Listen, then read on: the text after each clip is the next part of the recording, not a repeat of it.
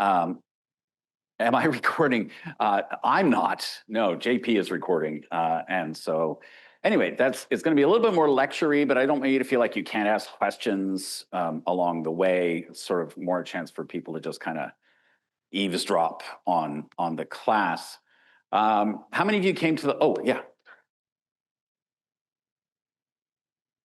Like it's an event through UVic and 900 people registered to watch the live stream. Yeah, I know. So how many of you came to the listening party? Yeah, ooh, yes. And what do we think of the album so far? We've got Sparkles, Nods, Mid, and Withholding Opinion in one row. What about, how many people give it like an A, it's a steady bop, and I love it? Okay, a handful. How many are like hit and miss? Yeah. How many are like, she should probably have just stayed home? Yeah, one or two. That's fine. That's fine. We're not going for, sort of a monoculture of Swiftyism in here.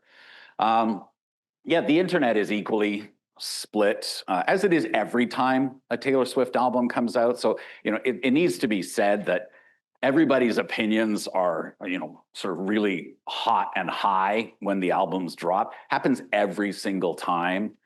This time around, of course, there's the problem of, Taylor Swift sort of being the music industry in some ways. So, I heard Nathan Hubbard from The Ringer said that the Rolling Stone review read like North Korean propaganda. Which, yeah, it was definitely sort of pre-approved kind of stuff.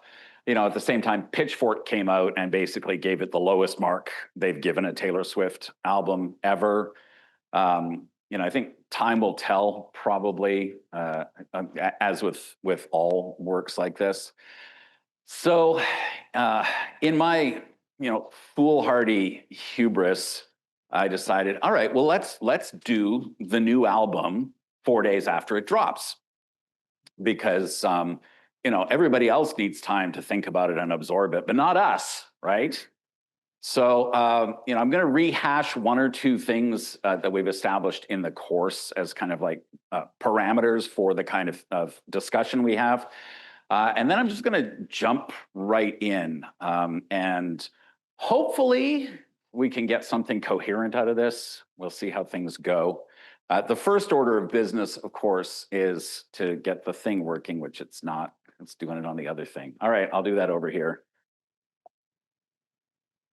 Really? Okay, there we go. Right, so Taylor Swift, the person, the artist, the musician, is obviously sort of the source for the material on the album. But I think that it's a big mistake, as we've said before, to conflate her with the speakers of all the songs. So in the very first instance, we have to sort of insist on breaking down insist on that gap between her, the person, and whatever this persona is that we're being given on the album, which is especially hard in this case because Swift has made such a point of saying, this is about me, right? This whole album's about me. It's about the behind the scenes of me and my life, which is great, I suppose, as far as it goes, but I don't think it really goes all that far. So we're going to try to separate those out. I want to talk a little bit about the persona. You like that, are you? Can you actually, Tess, can you come and do the advancing the slides, please? So there's no question that there's a lot going on. There's a lot here that sort of obviously belongs to Taylor's world, the people that she knows, the people she interacts with. You just have to use the mouse thing to advance it there because my little laser's not working. But I think that if we get caught at all of this stuff, the Olivia, Charlie, Jack, Scooter, Scott, all of that stuff is just kind of noise, right? Because on the one hand, yeah, it's there. On the other hand, is that really all there is? right? I mean, if that's all there is to the album is her sort of settling outdated scores and sort of tap dancing on Scott's grave and doing all these sort of victory laps and praising parts of Travis, although notably not all of Travis, I will say, then it's kind of disappointing and shallow, right? I mean, it's only interesting then if you're interested in Taylor as much as Taylor is interested in Taylor. And I know that accounts for a certain size, a certain portion of the fan base. But at the same time, I think it just cuts us off and it keeps us from digging a little bit deeper into things and figuring out what's actually going on. So yeah, Tess. Right. What are the things we could talk about? And so I was putting this together and I'm thinking, okay, what is the lowest of low-hanging fruit with this album? It's going to be Ophelia, right? It's not the first time she's invoked Ophelia. It's not the first time she's invoked a kind of pre-Raphaelite, right? That's the style of the painting here, a kind of pre-Raphaelite aesthetic of the sort of, flowing, willowy, flower-strewn brooks and streams and things like that. And the tradition of thinking about Ophelia, who of course comes from Shakespeare's Hamlet.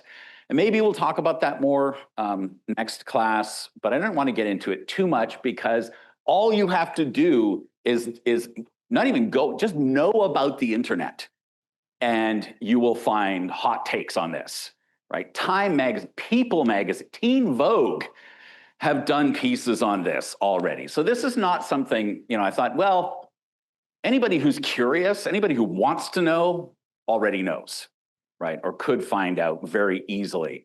I think there's some interesting stuff going on, especially around, what is the fate of Ophelia? Does anybody know? Yeah.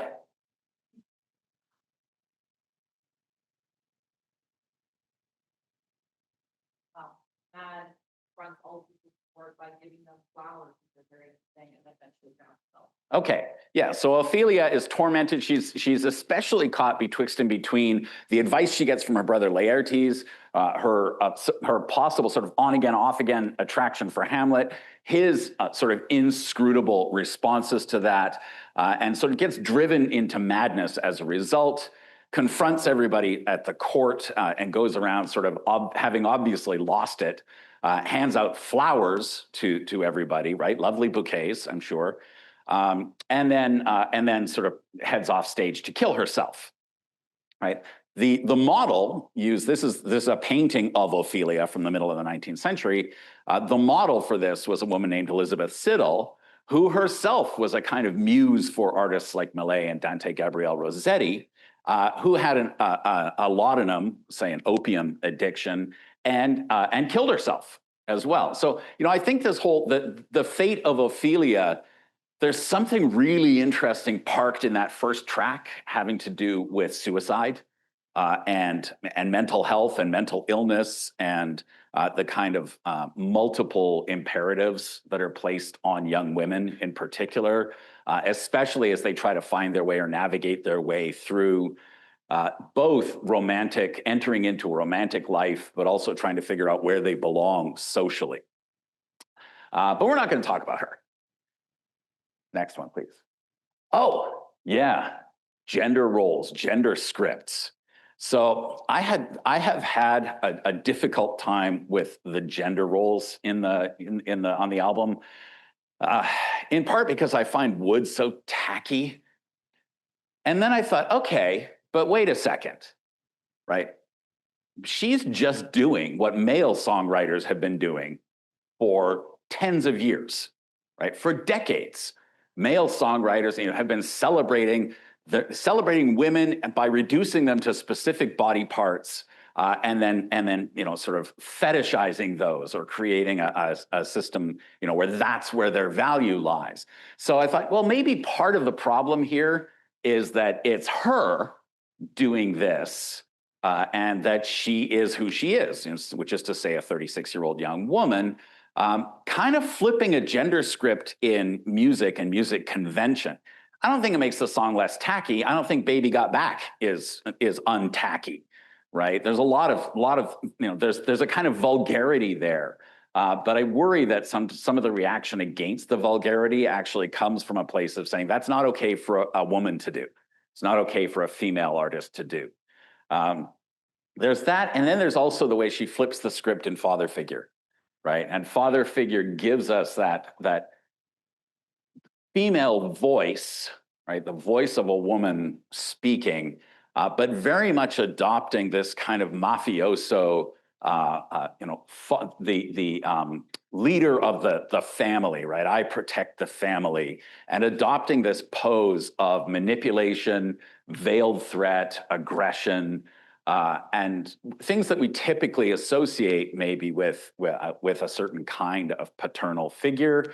But she's turning it over. She's flipping that script, and she's taking on that role. And of course, she's doing that with that, the sort of the line that jars, right, is because my dick's bigger, right? But it jars because we don't expect it from a female singer, right? And there's a big part there, I think, in which she's playing around with gender conventions in ways that might be even more interesting than she thinks.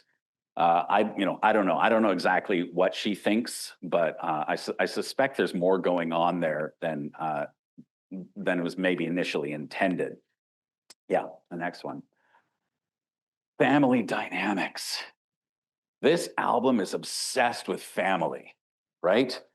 Right from the start. Ophelia, I mean, Hamlet could just be called like messed up families. Right. It's everybody is in some kind of weird, messed up family dynamic. Right. The king has died, has been poisoned. Uncle has married Hamlet's mother. Hamlet's all cut up about this. He doesn't quite know what to do. Ophelia is sort of, like, oh, hey, maybe Hamlet's for me. And Laertes tells her brother, don't have anything to do with that clown. And then, there's an overheard conversation, and then her dad, Polonius, says, oh, maybe you should have something to do with him. That would be a really good marriage for us, honey. You should go for it. And then she tries to, so her dad's kind of manipulating her sexual and marital prospects. Her brother's interfering. Hamlet's all upset because his uncle married his mom after his dad died and is, just sort of freshly buried. It's just a mess, right? It's a mess that only gets cleaned up the way Shakespeare cleans stuff up, which is with a lot of bodies on the stage, right? There are, I don't know what it is, something like 7 people dead on the stage. Putting on a production of Hamlet becomes difficult because in the last act, there's not much room for people to move, right? Because there are corpses everywhere. So, we get that family dynamic, and as we talked about, that ends in madness, murder, and suicide, right? That's how that family dynamic goes. It's easily the most complex family dynamic there is on the album, but then we go from that to, Father Figure, which, samples the George Michael song, but has actually nothing to do with the George Michael song from the Faith album.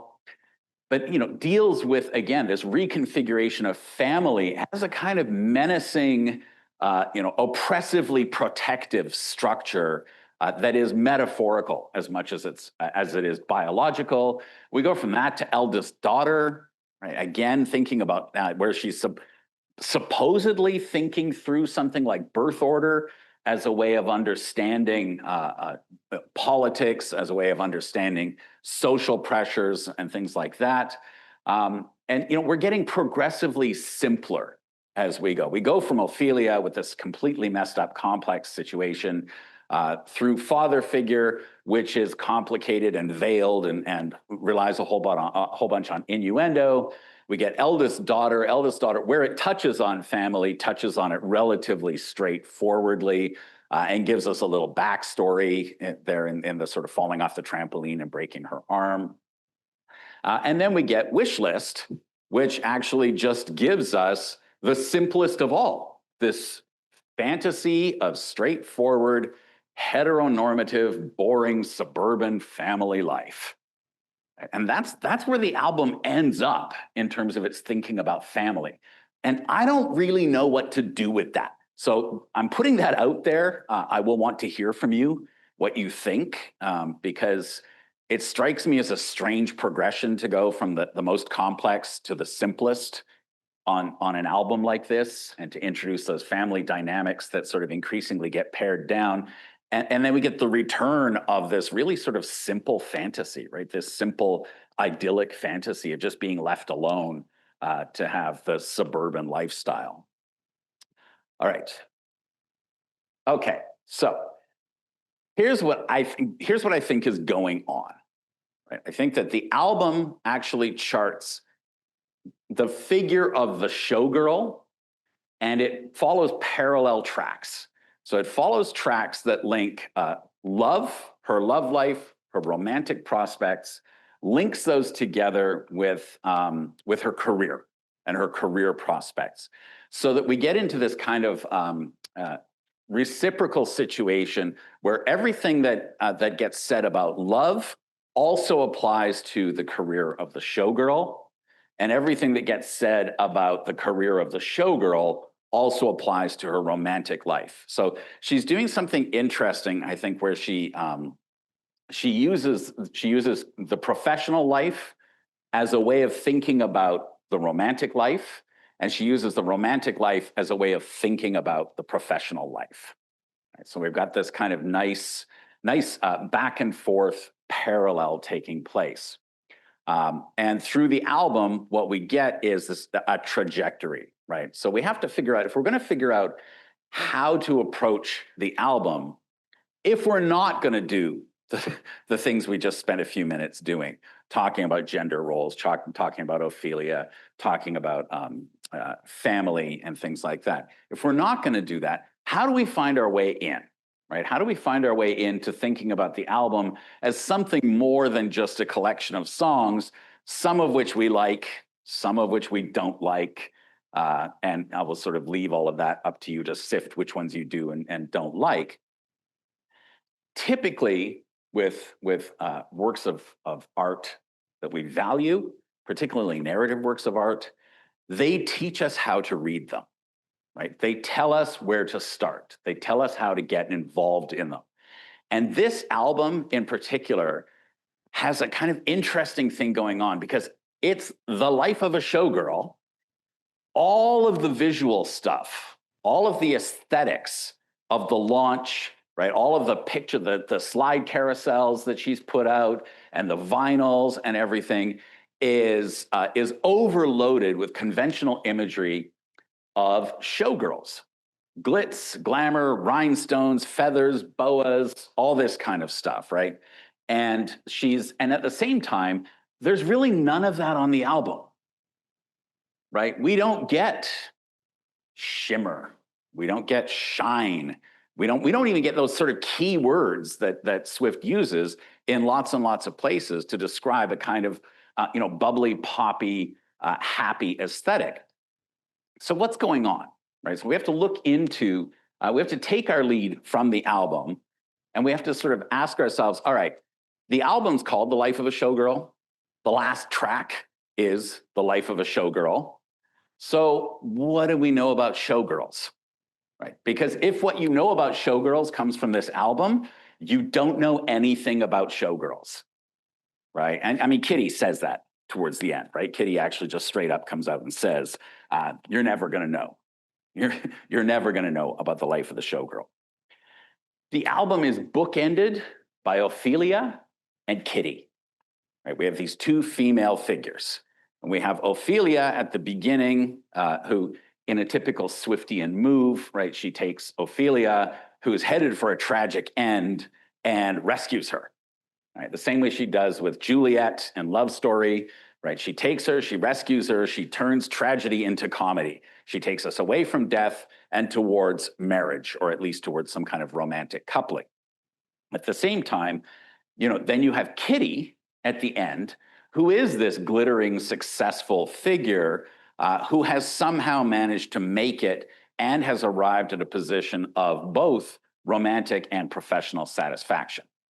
So we get that, we get these two figures, and we're basically being told that the tension, or the opposition, if you like, between the content of the album, which is sometimes kind of clunky, a lot of the time sort of banal, and trite.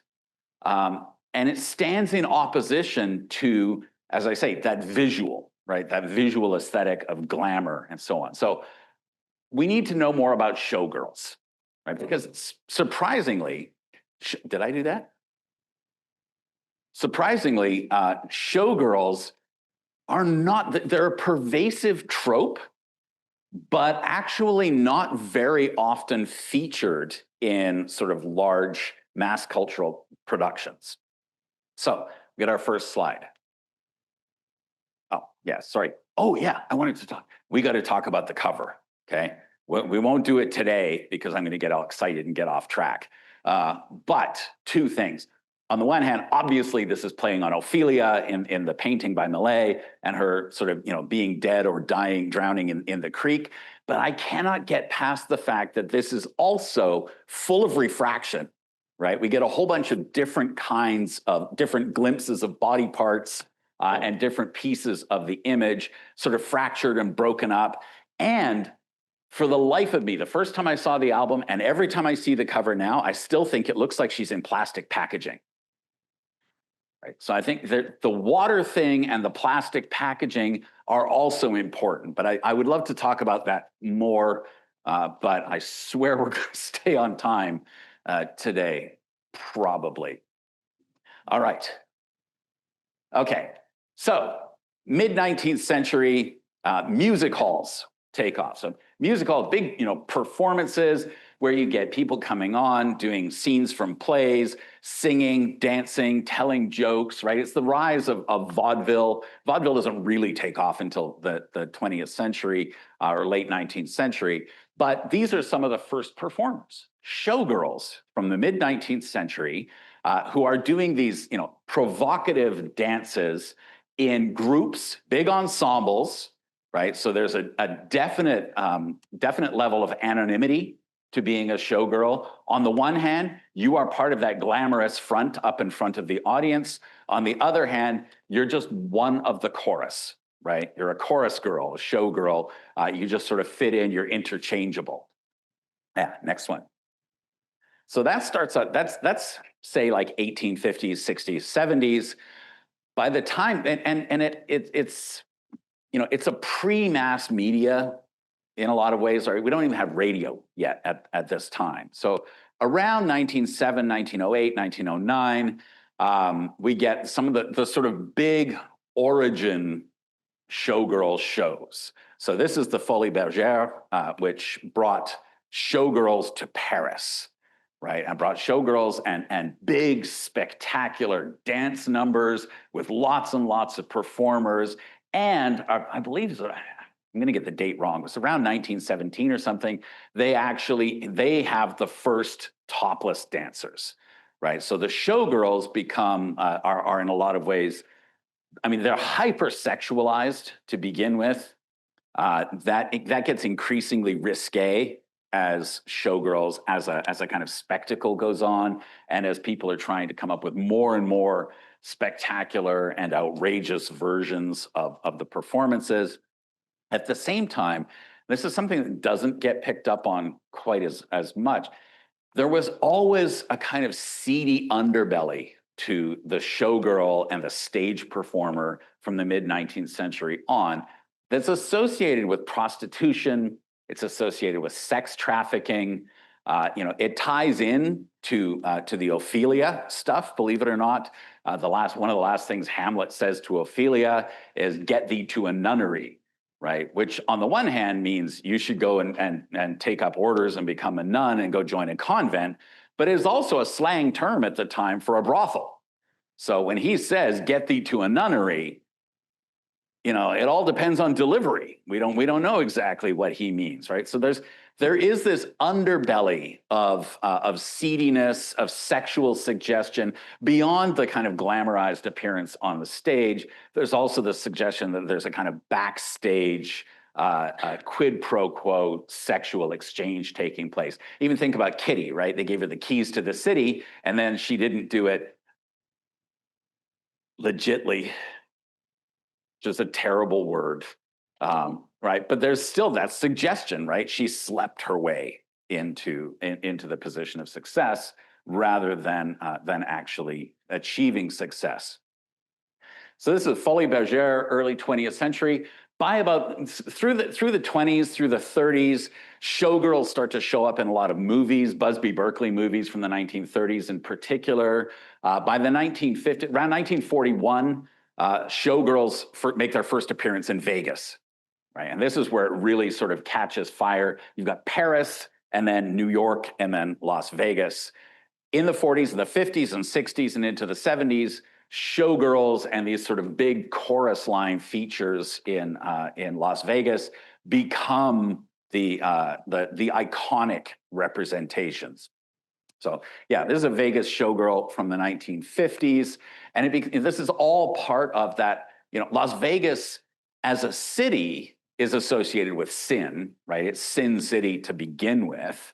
And it has that sort of seedy underbelly. It has all these sort of connotations of the glitz and glamour of the Strip, and then what's off the Strip when you get into, sort of the other parts of Las Vegas. How many of you have been to Vegas? How many of you went to Fremont? Okay, Fremont's what Vegas used to be like, right? Where it's sort of seedy. It's where the bus station is. Saddest place on earth is the public bus station in Las Vegas. Right, that's where the people who've lost everything are sitting waiting for their ticket out of town. So Vegas grows up with this image. It's tied in with organized crime, right, which is already implicated in father figure as well. So it's a performer's city, and showgirls are often classically trained in ballet. They are dancers. They are real sort of bona fide dancers. At the same time as there's always this kind of whiff of inappropriateness, of salaciousness, of sex, of crime, of seediness sort of running along underneath it. So after the 50s, our next stop is one of the worst movies ever made. Showgirls, directed by Paul. This has 25% on Rotten Tomatoes, right? It is terrible. I went back, I'm like, oh, I don't really remember this. I went back and read the plot summary, and I thought, this sounds like a terrible movie, right? Even the plot summary will tip you off that you are not in the presence of greatness. But again, it's a movie that turns on this whole idea of the young woman who sort of hitchhikes her way to Vegas to become a star performer on the stage, and through a combination of eroticism and sexuality and a variety of luck and being tough and at times violent, kind of succeeds, but not. And then by the end, she's heading back out of town, and she hasn't really sort of accomplished anything or won anything. And the next one. Also, we have a tour, right? The showgirl as a phenomenon has a precedent, right? So we've got actual showgirls doing actual showgirl stuff on stage, with the movie, with the Paul Verhoeven movie, we have these representations now of showgirls, right? So it's not that showgirls are the movie. The movie is about showgirls, and then you get this further iteration now where you have Kylie Minogue, celebrated pop star, whose tours are based around the idea of the showgirl. So she does these tours. What is it? 2005 and then 2006 there's Showgirl, the Homecoming tour. So Minogue has already been here, right? We've already had, within this millennium, within this century, we've had a major pop star take on the persona of the showgirl as the kind of governing conceit for her performance, for how we're supposed to understand what's happening and what's going on. The next up we actually step back a little bit, 4 years, to Moulin Rouge, right? Which is again a kind of deep dive into that the life of the showgirl. This time, a specific showgirl played by the now once again single Nicole Kidman, and set against the backdrop again of manipulative men, sex that's for sale. Right? She's a courtesan. we're told in the movie. But really, she's a performer. She's a showgirl on the stage at the Moulin Rouge. And of course, this is, the movie's 2001. It's still touring as a stage production. So it has a kind of longevity, right? It has a kind of hold on the popular imagination.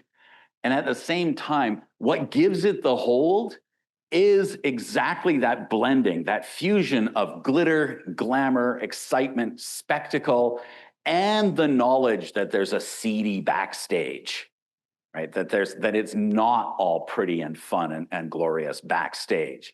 And I think actually in the next slide, this is from Vancouver Island's own Pamela Anderson, right? In The Last Showgirl, which you can't really see the title of up there, which was just last year. A movie which, like this album, initially, how many of you seen it? Okay, that's your homework, okay? You should go and see the movie or check it out online or whatever, because it's a movie that initially, I think, for me, I experienced as kind of disappointing, kind of shallow. I don't really understand what's happening here. I think actually maybe Pam Anderson really super can't act. And then as it sort of went on, I started to realize, oh, or maybe she super can act. And, the performance that she's giving us is actually something that taps into a huge amount of that opposition, that tension, right, between the glamorous public spectacle versus the kind of banal, trite, seedy, behind the scenes stuff. And I will note, in the movie, she plays Shelley Gardner in the movie, who's 57 years old. And I don't know about you guys, I saw this line, 50 in the cast, 0 missteps, initially from The Life of a Showgirl. And I thought, my initial thought was, oh, the showgirl being described is 50 years old and still doesn't make any mistakes. And then I thought, oh, there are 50 performers and none of them made any mistakes. But I think it actually functions both ways, because part of that idea, part of what I want to suggest in the next sort of stretch of the class today is that what the album does is tell us the story of a showgirl across a span of time. And across a span of time that brings us to the point where she is the sort of mature grande dame of the performing troupe. And oh yeah, and I think if you see this movie, this is the movie that I'm taking as the key to the album. Right? I think that there's the overlap is crazy, and the connections, especially given that the album was being made while the movie was out. And being celebrated and praised for its depiction, I don't see how there isn't a connection, but I can't prove that there is. So I'm going to just sort of put it out there and say, I think if you watch the movie, you'll get the album in a way that maybe you don't already. All right. Okay, so here's what I think is going on. I'm going to present this to you as an album in 3 acts. Right? And what I want to do is treat it as, in effect, a novel in verse. Right? So verse novels were a thing. They still are around, but they were kind of a thing in the mid-19th century, in particular around the time that showgirls first appear, around the time that Millet is painting his Ophelia based on Elizabeth Siddal. They are basically, it's a novel, right? A long-form narrative story, but it's being told in poetry, told in poetic lines and poetic verses. So, Act 1, here's what I'm trying to do. I'm trying to take moments from some of the other songs and key those moments to lines, right? And key them specifically to the last song, because I think the last song, The Life of a Showgirl, is the song that is kind of the summary. It's a kind of brilliant, it's her returning to storytelling, right? It's Last Great American Dynasty told, in a different key or a different vein.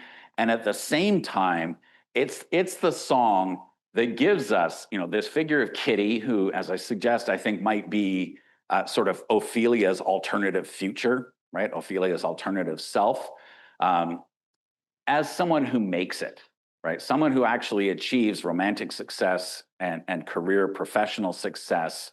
And I think that at the end, right, when we get that ending and the outro to the song, where finally the sort of curtain collapses between this persona that I'm suggesting Swift adopts on the album, the persona of the showgirl, and the actual performance, right? And as we all know, or if you don't yet know, you will know in a second, right? That outro was recorded at Vancouver in the last show of the Eras tour, right? So it's a moment where fact and fiction come together, right? Where fantasy and reality meet up. It's a moment that, interestingly, she's put on there, her and her protege, or one of her proteges. I think it's a sort of downplayed, decrescendo ending to the album that actually gives us a lot to work with in terms of thinking about how the rest of the album has come along. All right. So Act 1, good things happen. Right. This is the beginning of any kind of movie. It's a 3-act structure that I'm going to talk about here. So it's not the full sort of 5-act Shakespearean structure, but certainly the 3-act structure that Hollywood follows. Good things happen, and good things happen in a way that is both romantic and professional. And I think there are connections. You've got the lines that you can see up here, right? All the right guys promised they'd stay under bright lights. They withered away, but you bloom. Right, so this is, on the one hand, this is performance, the bright lights, the stage, the spotlight, and at the same time that romance hasn't been able to compete. Even the line that I've been having trouble with on Elizabeth Taylor, I've been #1, but I've never had 2. What the hell does that even mean? Right, been #1, and I'm just thinking, but I'm thinking partly what it means, or one possibility of what it means, is precisely this, that she's never had somebody who would stand in the spotlight with her, right? Never had somebody who would be there, who wouldn't wither in the lights, but would actually bloom. And then, of course, in Opalite, we get dancing literally brought up as a way of describing a kind of precursor to professional success, right? That you were dancing through the lightning strikes, sleepless in the onyx night. So it's dark, it's night, there's lightning, right? This is part of Swift's sort of Gothic imagination around weather, right? If it's dark and lightning is striking, not good things are happening. And yet, this is the person, I argue, this showgirl is dancing through that, and then gets to a place of light, right? Gets to a place of sunshine and opalite. And I think that you can actually map this on I've only got the one bit here. Thank you for the lovely bouquet, because it ties to blooms and flowers, which of course ties back as well to Ophelia handing out flowers before she goes off to kill herself. But there's also the passage in The Life of a Showgirl, the song, I'm gonna have to keep saying it that way, where I think it's actually the first Sabrina verse, where she talks about waiting outside the door for the stage manager, right? Who comes and says, "Give me a chance," right? And then obviously the person does, because we actually get this person becomes a showgirl. So I think those moments coincide with this sort of Act 1. Everything's looking up. We're finally getting our big break. We've found love, we found a chance at professional success, and then, bam, Act 2. Act 2 is a whopper. Betrayal, backstabbing, backstory. So we get established in Act 1.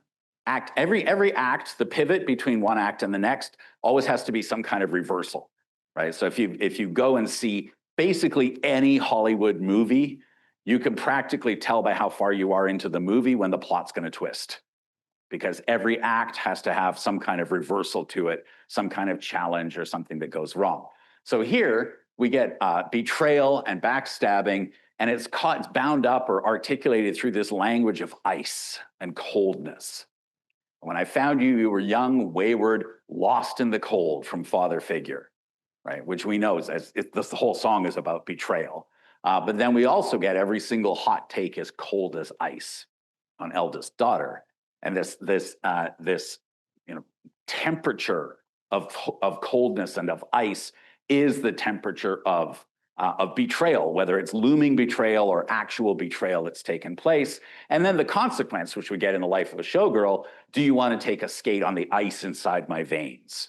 Right. So this is, father figure gives us the showgirl as the person who has gone from that sort of gamine, young woman, right? You're sweet as a peach, you're soft as a kitten, and who wants to get her chance. And in father figure, we get to see the tough broad, right? We get to see the tough showgirl who's been through betrayal and deception, and who now has, by the time we get to the life of a showgirl, has ice in her veins, right? She's tough as nails. Next slide. And this comes from precisely what you might expect: competition and betrayal, right? If you have a big ensemble cast dancing together and only one person can have the solo, or only one person can be at the center of the chorus line, there is inevitably going to be ego and conflict and competition. And I think this is from father figure, right? The passage, they don't make loyalty like they used to. Your thoughtless ambition. This is just, I actually think I'll talk about that in a second. Your thoughtless ambition sparked the ignition of foolish decisions which led to misguided visions, that to fulfill your dreams, you had to get rid of me, right? So this whole idea that you have to somehow get rid of the lead dancer if you want to have the lead, right? You have to get rid of the person who stands in the way of your success. I actually think that the clunkiness of ambition, ignition, decision, and vision captures something of this. It captures something of it. It illustrates, it gives us in the sound of the words and the movement of the words, something that is actually graceless, right? This does not flow, right? It is not an easy thing. It doesn't sort of flow off the tongue. It's not timed right. The emphases on the syllables is wrong. So it gives you a kind of awkward dance, which is, of course, how this person is characterizing the protege who's coming up and trying to take her spot. She says, you're awkwardly trying to take my spot, and you're doing it through these, and I can capture it or portray it for you through these awkward words that I'm using here as well. So, in effect saying, you move about as well as this series of rhymes does, right? And the series of rhymes does not move well. And this is part of what I think is going on across the album as a whole, is that there are certain songs, there are certain moments in certain songs where, there's a clangor, or there's a cringy moment, or there's a lyric that's just kind of, we dressed up like wolves and we were fire. Right. But I think you're supposed to be turned off by that. Right? I think that part of the effect is to see that this is awkward, right? That this begins to make sense if we understand this as a persona, right? As a persona that is being played by Taylor Swift here on the album. And then, of course, the corresponding piece from The Life of a Showgirl, and all the headshots on the walls of the dance hall are of the bitches who wish I'd hurry up and die. And of course, the follow-up is, but I'm immortal, right? I'm not going to, I'm immortal. So this is that, that triumph, but it's a hard triumph. We even get the bit about, the glass that has shattered is the sharpest, right? So she's dangerous, she's tough. Next part. But not all tough. There's backstory here. We don't want to hate her, right? And the album doesn't want us to hate her. We don't want to think of her as just a kind of calculating, conniving, highly successful performer who will take all challengers and put them down, right? So what we get is actually backstory. And I'm surprised nobody's talked about this that I've seen anyway. I haven't been doing a super deep dive, but nobody's really talked about this in reviews of the album so far. But what we get is the hooker with a heart of gold, right? What we get is the showgirl here who's all brittle, tough, hard exterior, who will finish you if you cross her, but actually has good reasons for being the way that she is, right? She has this family backstory. Her father whored around like all men did. Her mother took pills and played tennis, right? This suburban hellscape of the sort of neglected young person. But at the same time, she's not a bad bitch. Right? She's not savage. She actually has some interiority here that is tender, that is soft, and that for the right person can be opened up. And this is, I can't emphasize how much this is such a massive trope in cinema and in stories and in TV, right? Of the tough as nails, hard female character who actually is, you know, generous and tender and helpful and caring. And if you're following along with your, you know, gender scripts bingo card, right? She's masculine, but not too masculine, right? She's masculine on the outside, but once you get to know her, she's feminine. She's going to take care of you, right? She's going to take care of the family, protect the family, and so on. And we get, you know, your first crush crushes something kind. Oh, this is the origin trauma, right? And then in Ruin the Friendship, another sort of look back. There's loss, there's regret, there's absence, there's some degree of romantic suffering in the background here. On to Act 3. Right. So in Act 3, what we get is we've had that sort of turnaround. We've had that long Act 2 where we had deception, betrayal, anger, toughness, but also, you know, with that sort of retrospective, you can almost see it in the movie where you get the scene that's the flashback to the childhood, and so we understand how she came to be the kind of tough person that she is. And then Act 3 is the winning. Right? Act 3 is where we finally get to see our showgirl winning. And I don't know exactly what the span of years is that we're talking about here, but I really think that from Ophelia to Kitty, you have the span of a career, right? That it's following many, many years. So we get the success, right? I'm immortal now, baby dolls. I couldn't die if I tried. That's what follows up from the line about they're waiting for me to die. And then we get this weird sort of magnanimous piece in Wish List. And somebody pointed out, and I think they're right, you know, Wish List is, if this is a song that is by and about Taylor Swift, the person, it makes no sense at all. They want that yacht life under chopper blades. Well, swap out a private plane for a chopper. Right, the bright lights and Balenci shades, which she already has, right? She takes the dig at the people who call their dogs their children. She is, you know, self-proclaimedly a childless cat lady, right? Swap out cat for dog, swap out private jet for chopper, and what you actually have is her kind of taking shots at herself, right? The things that she already has. So that this is, as a song about her or by her, it's a very strange bit of sort of, I don't know, like self-mutilation or something. If, on the other hand, this is a song in the persona and voice of somebody who has been a performer on stage and who sees the young up-and-comers joining her in the cast of this Showgirl, and sees that this is what they all want. They all want the good life. They all want the luxury life. But she's achieved a level of maturity where she now no longer wants those things, right? And it's not that she doesn't want them because she already has them, which is what the Taylor Swift person can't get away from. She's worth $1.5 billion, right? But if we've got our showgirl persona, then this is somebody who's matured beyond wanting those simple sort of markers of elite luxury lifestyle, and instead has moved on to thinking about just wanting a family, a nice, peaceful, domestic life. And I'm going to talk about Wood for a minute, okay? Because I don't think Wood is just about penises. In fact, I think the only reason people think that is because the chorus comes up a couple times. And in the chorus, it's really focused on the redwood tree and so on. Actually, it's a song about luck. Right? It's a song about luck, and it's a song about having been superstitious. It starts off with bad pennies and black cats. Like it's got the whole gamut of superstitions going on, right? Now, who's more superstitious than stage performers? Yet no one, right?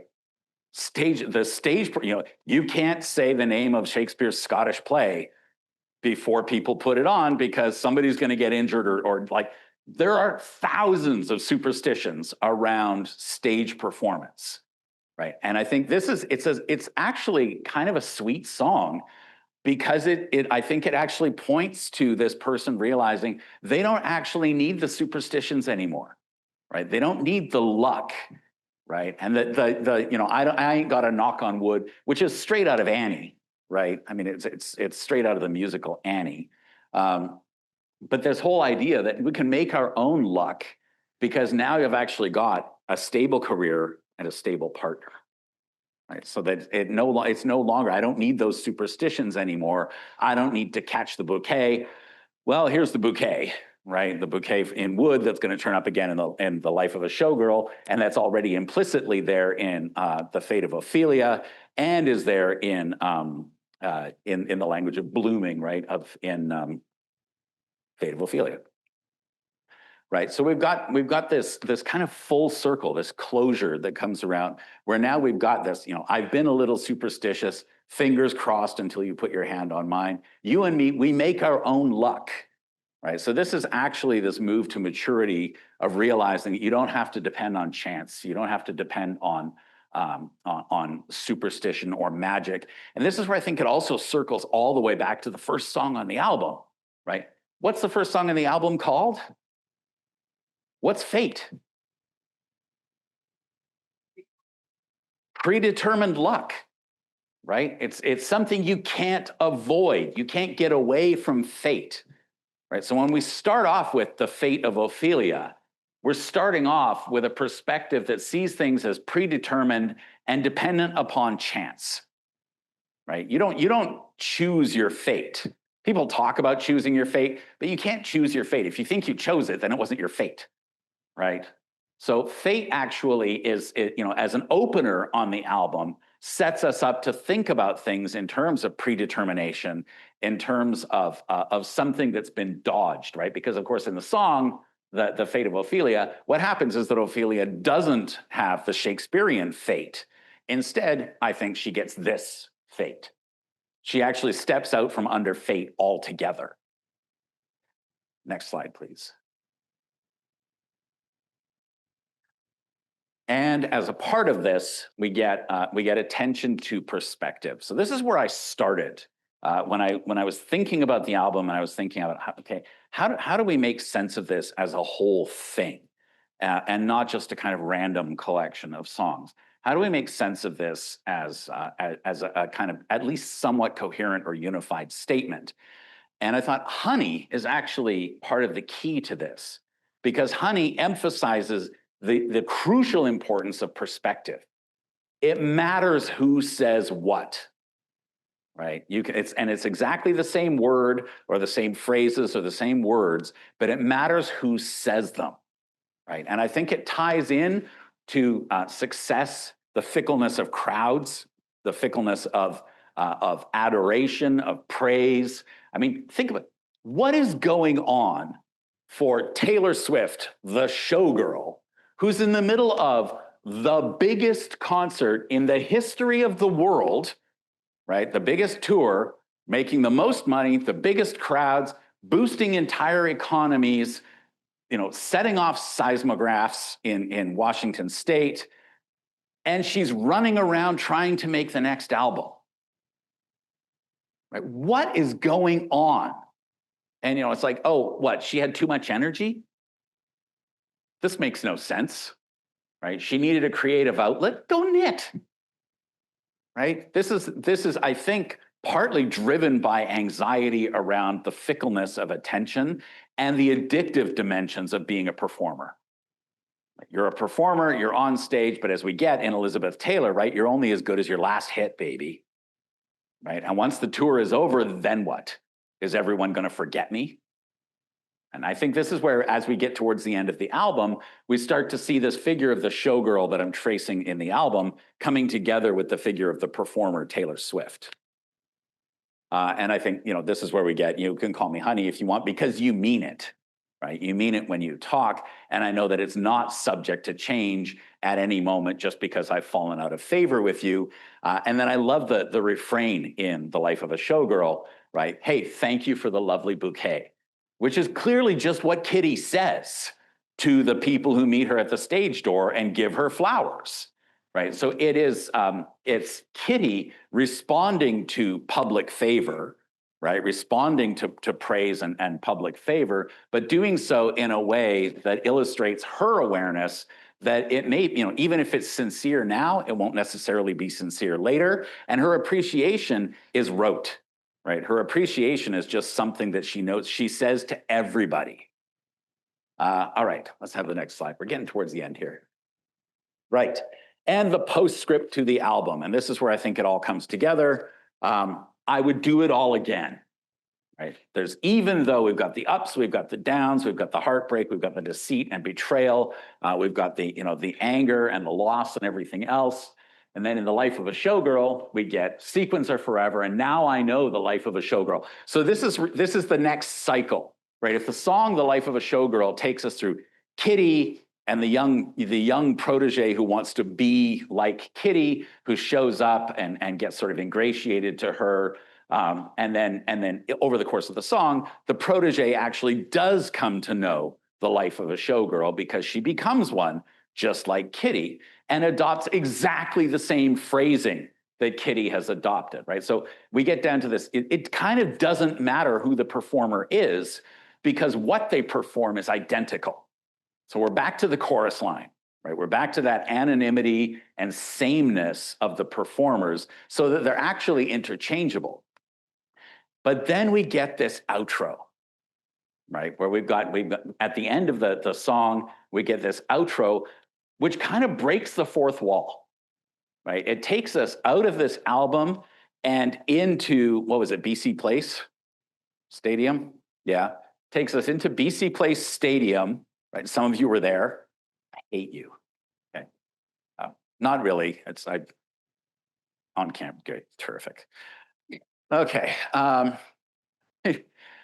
we get this statement now. If we've had this Life of a Showgirl story, and we get this closing outro where the fourth wall breaks down, and what we get exactly, thank you for an unforgettable night. We will see you next time.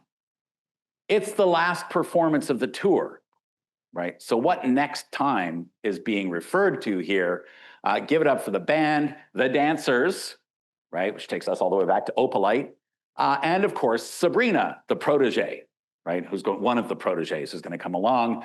And then, Sabrina, I love you, Taylor. That's our show. We love you so much. Good night. And of course, it's not the end, but it's very much this fusion all of a sudden of an album which contains, I think a lot of bitterness, some pettiness, some celebration, some sort of arriving at a point of maturity and satisfaction. But it also takes us to the point where the showgirl Taylor Swift is now bookending that and saying, yeah, my life is that life that I've just told you about. And it's behind the scenes. None of it's glittery. None of it's glamorous. The stuff that is the life of the showgirl is the behind the scenes stuff that you've seen in the album.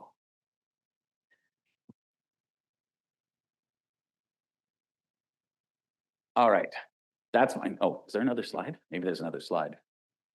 Oh, okay. So yeah, that's my attempt to cover a whole lot of ground. From talking about Ophelia and Shakespeare, talking about family dynamics, talking about gender scripts, but also trying to suggest that there is a way to understand this whole album as a performance piece. Right. And that if we understand it as a first of all, I think that that's the minimum that we owe to a performer of Taylor Swift's stature, because there's some clanky stuff on this album. And actually romantic, yeah, maybe it's punching down at Charlie, who cares, right? Because that's not all it's about. And if we understand it as part of this larger performance piece, it's perfectly in character. Right? It's perfectly in character. The same way that Opalite gives us a character who really knows her gemstones, right? And probably has crystals, and you know, like there's a character being built here, but it's a character we have to infer from what we have in the songs. And if we don't do that, I think then how do you explain the title? Right? How do you explain the title of the album against its contents? Because the title of the album, the vinyl rollouts, all the photos and stuff just don't match up. Okay, what do we got for questions?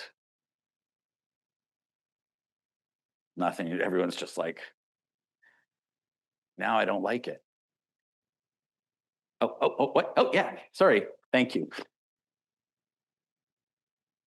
Yes.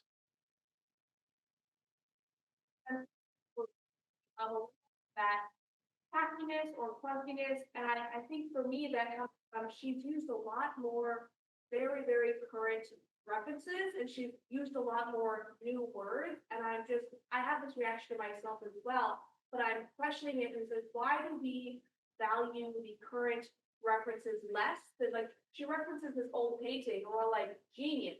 She references the word savage, and we're all like, that's weird. So why is there this? Okay. Okay. So for the benefit of if anyone's left watching online, so the question is, you know, part of the clunkiness of the album seems to come from, or people's perception of the clunkiness of the album seems to come from the fact that that there are a lot more sort of current and contemporary references on language on the album, and the point is made, and I think it's a good one, that, you know, if we see her referring Millet's painting from 1851, we think, oh wow, genius. But if we hear her say savage or fire, we think, oh, that's so cringy, right? Because she's not. Cringy is probably cringy now. I don't know, right? But so the question was sort of like, why do we think we value those older references and tend to look down on the more contemporary ones? Yeah, go ahead.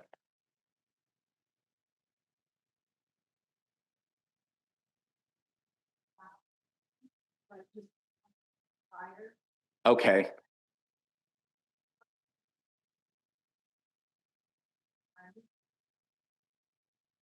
Okay, so that you're saying, yeah, that those so there's a difference here. You're talking about the contemporary slang, right? Which I think you were bringing up as well, right? And that it feels more shallow. It feels like it's not going to age as well. Yeah, and I think there is a difference, right? I mean, if you're referring to Ophelia, you're referring to a cultural icon of several hundred years standing. Whereas if you're saying, you know, fire or savage or whatever, you're referring to, you know, an idiom that was popular for a year, right? And that maybe and just doesn't have the same kind of cultural heft behind it. Okay, yeah,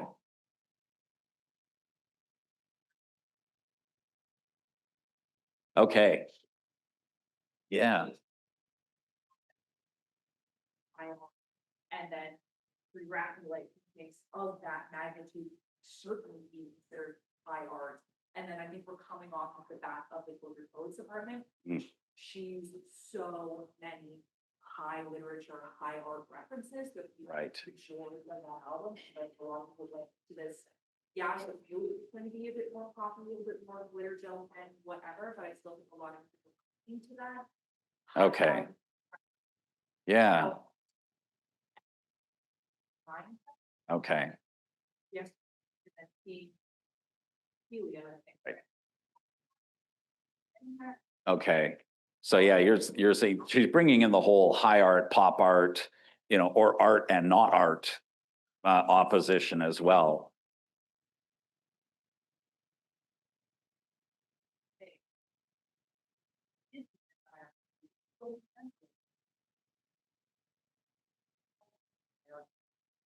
Okay, so yeah, and which is interesting. I think so that you're raising the question of, you know, what is the status of Taylor Swift as an artist? Is she high art? Is she low art? Is she pop art? Is it not art?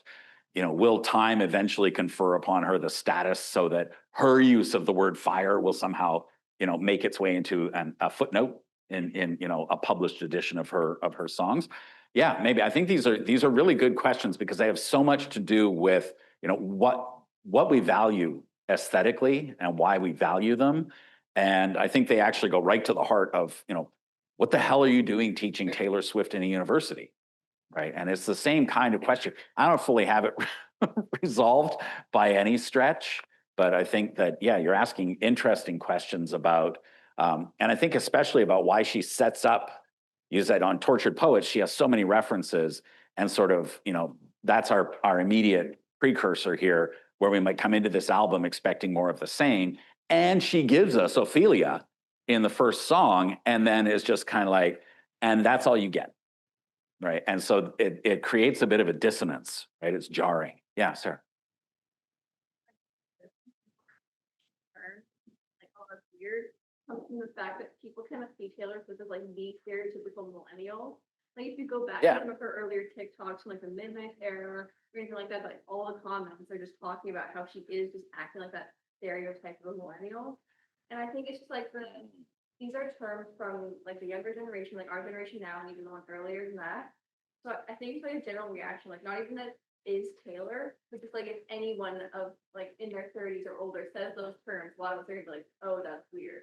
Okay, so that's interesting too, right? Because it poses a really interesting problem. If, as you say, like Taylor Swift is sort of widely perceived as the kind of conventional millennial, then her use of young language or an idiom of a younger generation just feels weird anyway, right? And it was interesting. I was listening to a podcast about the album earlier today, and they were saying like this is the album where Taylor shows her age, right? And I thought that's a weird and interesting thing to say, but I think you may be onto something there too, right? It's like at this point, it's almost like if somebody's mom starts to use that language. And yet at the same time, the album is very clearly geared towards, in some ways, geared towards a younger crowd, right? Certainly in Ruin the Friendship, where we get all these references to high school and Don't Be Weird in Second Period and stuff like that.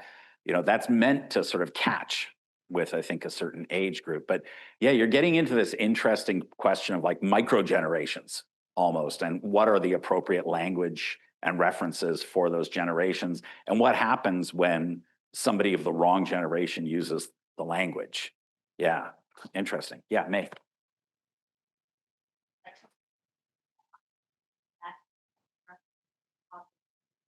Slang nowadays, I think that was like very intentional. She's a showgirl, so like she's acting in this album. She's also like showgirls were a lot of the time considered as unserious or like tougher. Like that was the point. She's trying to show like how people react to it in a similar light that showgirls over generations. Like, okay. Right. It's not worthy. It's not good enough art. Okay. Okay. Yeah. So yeah, you're suggesting part of that clunkiness, that dissonance, that is part of the point of that character of the showgirl. Yeah, I think there's a lot going on there where the whole spectrum of people's emotional responses to the songs and different parts of the songs is part of the project, right? I really think like when you hear something and you think, oh man, that's what you're supposed to do, right? And I think that that means it succeeded in a way. If it disappointed you, it succeeded. Showing this album was like the whole spectrum. Yeah. Yeah, this covers a wide array, and that's why I think it covers a longer span of life, which is appropriate for somebody who's reached their mid-30s and has some perspective. Yeah.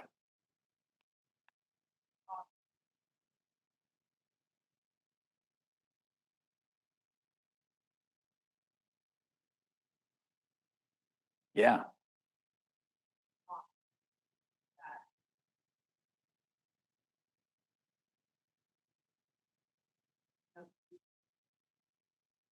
Yeah.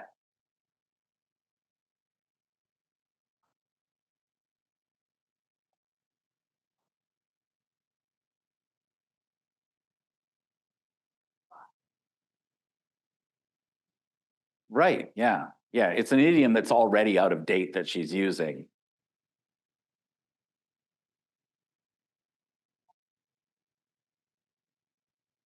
Yeah.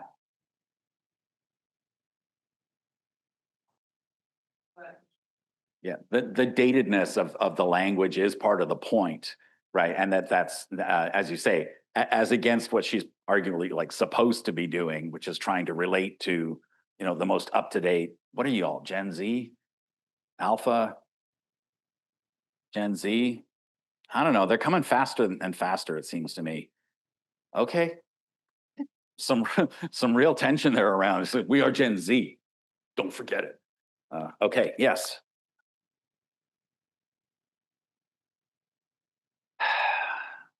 I mean, I think there's a bunch of answers to that. I probably, you know, the most obvious is just she was exhausted when she was making it, um, and I like to think that maybe she heard what critics had to say about Tortured Poets and Midnights, and you know, at the same time, you know, in the talk before in the podcast when she announced it and stuff like that, she said, "Oh, this is going to be short, tight, 12 excellent songs." And, you know, I think the jury's still out on that. It's going to take some time for people to sort of decide whether or not that's true. Um, yeah, I don't really know, except that I think probably just the only so much bandwidth. Yeah, yeah. So the question was why is this album so much shorter? I'm grateful personally. I don't have the time to sit and listen for 3 hours to a single album. So I want to thank Taylor for that. Any other questions or comments, follow-ups? Dang, you guys need a flag or something because I can't see you over here. Yeah, yeah.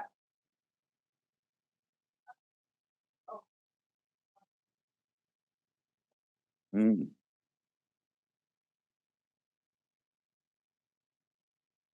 yeah,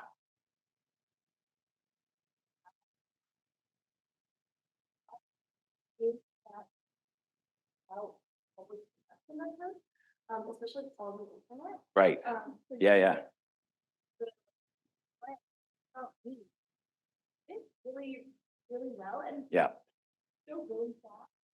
yeah, yeah. Um, Okay, so you raised two interesting points there. You're saying with eldest daughter, you know, on the one hand, people were expecting this really deep song that was going to tug at your heartstrings and go, you know, right into the trials and tribulations of being the eldest daughter and so on. And I've even seen some things online which are like, that's what the song is about. And I'm just like, are we listening to the same song? You know, but yeah. I think maybe people talking about this or as well as like people, like Mhm. she kind of like Yeah. Well, that she could be the eldest daughter of that group, right? Olivia, Charlie, Sabrina, right? Yeah. Yeah, possibly. But I think actually the more interesting point you're making is that she played everybody by releasing the track list, right? Because everybody, oh, ruin the friendship. That's about Blake. But it's not, right? And she did something really clever, which is I think she invited you to pre-understand the songs wrong. And then when you heard the songs, you had to reconfigure what you thought they were about, what they were going to be about. And I think that's part of the performativity of it, right? That gap that opens up between our expectation and the reality is part of that performance, right? Part of that performance of that glittery on stage thing, right? The titles, and then what things are really about. I mean, Father Figure. Oh, and we sampled the George Michael song. Do y'all know the George Michael song, Father Figure? Okay, okay. So it's very famous on the what? The tick clock machine? Yeah. Um, right. It's not the same, right? But the setup before the album released was very much that, oh, we know she got permission from the George Michael estate and it's a sample and everything else. And it set up a whole bunch of expectations around the song that the song simply doesn't care about, right? It's not even that it just doesn't deliver. It just doesn't care. And there are so many other sonic echoes and references and things on the album that are not credited that it makes you think, okay, well, what was happening there? But I think a lot of it had to do with exactly, her setting up those expectations, that front, that appearance, and then the reality turned out to be something very different. Yeah, last bit here. Yeah. Nope. Theater. Yes. Will, there's little excerpt, she's talking about the songs, and then the song plays. Yeah. And before father figure, she talks about it, and pretty much the entire time, she exclusively talks about, like, oh, it was so amazing getting into contact with the George Michael estate, it was talking about this, and did this thing, it was so, he's such, like, the song was so iconic, and he's pretty much just talking about the George Michael song. And then already having heard it, being like, has nothing to do with that. It's just that one little sample, and then going to the song really after, you're like, yeah, I literally do that. I'm still playing that. Yeah. Okay, so yeah, so she's still playing up the George Michael connection, even in the movie. The what did they call it? The theatrical experience, the listening party theatrical experience, whatever we call it. Yeah, even as they're playing the song, and a part of it is you're being gaslit, right? Like you're sitting there and she's saying it's so deeply connected to the George Michael song, and you're thinking, I don't hear it. What's happening, right? And then you're invited to think, okay, maybe I'm the only one who doesn't get it, right? So it's I think it's some genius going on there in terms of some father figure like manipulation of her audience, right?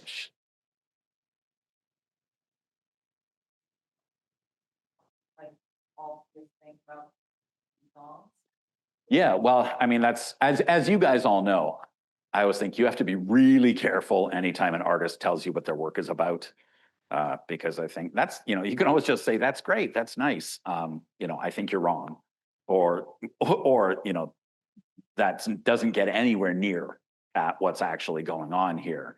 So I think, that's legitimate. And I think this whole thing is much more performative than people are thinking, right? They're listening to it as a straight album release and not as a piece of art. So, all right. Homework. Thursday, I want you to definitely watch the last Showgirl. Can't believe you haven't. Get your lives together. And I will put some stuff up on Brightspace as well. I think we're going to come back to this album on Thursday as well, which means I have to rejig the whole syllabus again. 1989's back. I'll try not to. I can't make any promises. All right, see you Thursday.